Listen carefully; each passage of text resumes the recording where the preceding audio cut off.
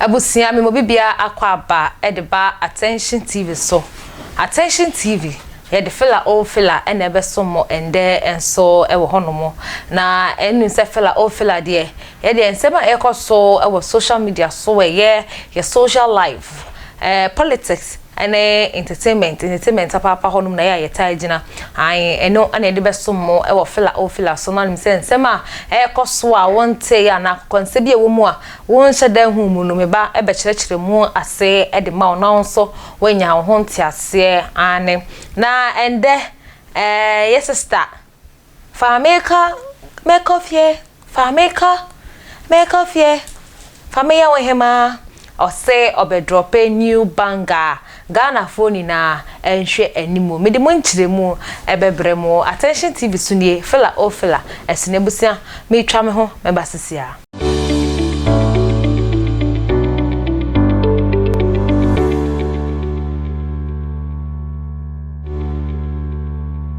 Abusia me da se paye se wonya bread twa ma me twa me ho se ma ba kope e de ebaye na fella o fella so me de nsem no ebesomodia na ya sister ba ko a ye call sini twemu a ayebeka ne se Comewood ana se obeye Gallywood kakra ne okọ baby a ye nsumpa de ndi obi ewuni ase ye nsumpa de obesu ama okọ baby a we se broken heart still obeye bia ama and they also ye nje obi kunu so obeje na ndi enye sini twanko na ye nim se ye sister yi eye ye kana bakosem so kakra na oye kyerɛkyerɛ ni a ochire enkolade abehweka sisi aka enkola bia wo kyerɛ wade enya baby pa edi asi na ye free sinitwa ene akyerɛkyerɛ no so dia ai wo fante ese nyankopɔn akyɛde a otekyɛ ma bia sis afa na ni na no no de ndo nya bro baako na kyerɛ se presenting eka ho a na to say no oye shows ewo other TV stations a koso a no ni show baako no ene se ene de ababra mu nsem bebi aye mobo no ho ana wode beba na senia unya uti film no na wa beka asanso de Tvgh phone na efo ensanso ensi o maye hu se ya chede ya nkrofo pre nkrofo ko studio ze ko sua ene ono de nyankopon e de achane na ene ne voice yi na de voice yi ohum o my Ghana phone ne hu se voice nyankopon e de achana already adoma chede no nya be ye enum be ye 5 anwum to e ka ho na sister yi se nyum to nyankopon de achame nko de e se wi asi enye nyamenyum nkwa na yeto asofo krabo odronyum edegije woni efisa wona watwempra wasanso wale na ndie mesoma menkyere odronyum na ndie menso memfama me fans for a wodome a wonso obetie ede acheche won rese ba awawe mu empana mu de ndie sister donyum ba ya ai Ghana for so mu ndie voice ndie baby a Ghana for ehu ankankra ne nyum no ndie voice nkwa na Ghana for hu kan che ye ka che ye sister yi se voice ne die nya producer o se director o o director and o producer nyum na ama na ehu se that voice dey say en fan to nyum na ndie nyum na ne fa make of ye fa make of ye fa me ya ho me a na ne bebre ye de Ghana for the videos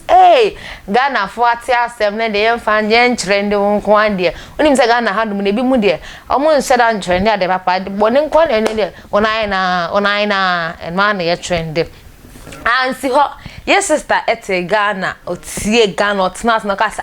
we mo ya madofo ni na abodom ye nti ade tina me fa so mom na me nsan kosua voice ni ye ana se voice tin na me de to fa me kono me nko sesan ma na nya ni ye the second one oba ye and the nyon nko na to ye ode kwam yujin kan ho ma ne ye fe e ma voice ne ye fa kama Ghana for e budget ne so na me kasa bebre ya ni pe ya me kan wasem ye Emilia Brobe ai ye ma me ya na ye sister ne nua Emilia Brobe na we ana o kire mu se ode fa me ko e ba ye no sando nyum foforo so ba ya Ghana for ye so mo ne fans ode foforo enso e ba o se Ghana for ni na monhwe animu ye banga we mta wote banga te se beat be wom kakra na ndi enwum no ebe ye de papa ye Ghana for motekra na amukra masumba ye mo chechecheche wasa utie the whole day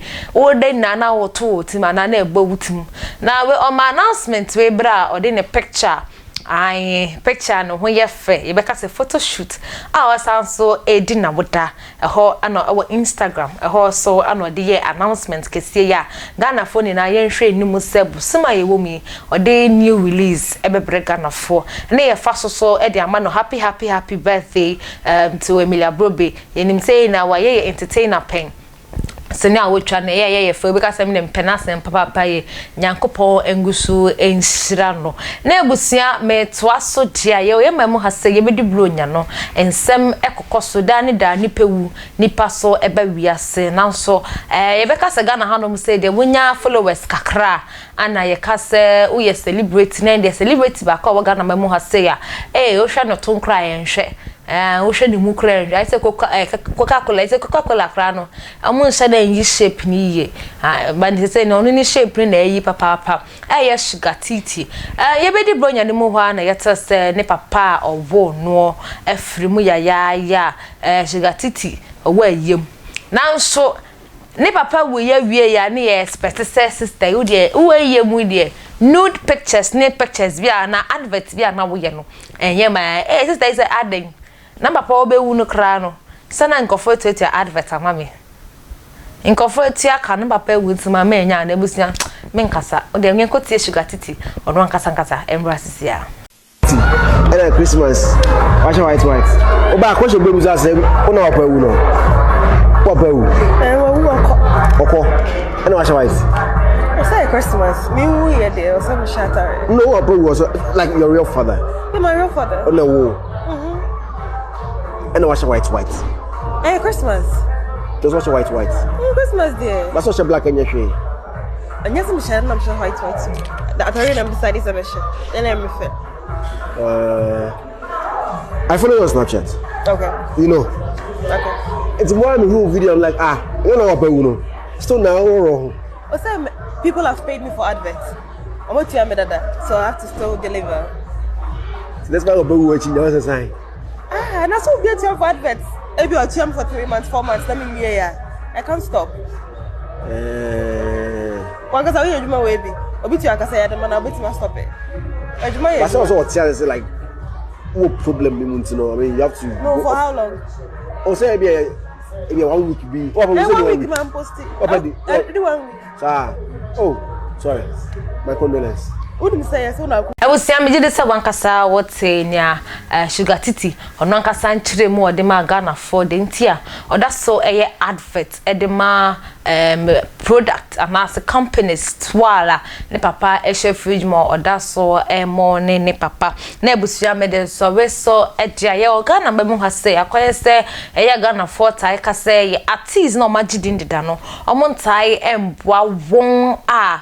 wo ba anasi wo siso nanso ye bi mu yi a omunyi won aye enu ntina bebre so ato o madwemu na ndie me ka Beam Nation Stone Boy ye wa hanom se ne hu se Stone Boy be cheche nsembu mu ana Ghana for celebrities for be cheche nsembu se